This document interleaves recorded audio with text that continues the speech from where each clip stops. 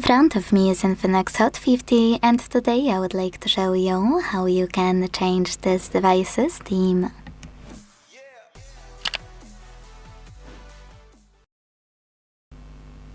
First of all, you need to tap on an app called X-Theme that's already on your INFINIX. Now to find perfect theme, select Theme at the bottom and look for it here by clicking on one of those options or clicking on the search bar and typing in whatever you want to. Either way, after finding your perfect theme, tap on it. Let's go with this one.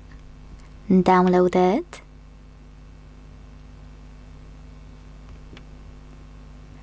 And last but not least, hit apply.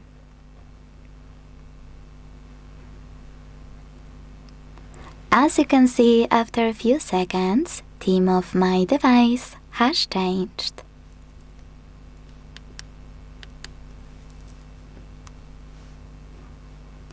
If you want to go back to your default one, you can always do that by going into Settings, tapping on Personalization,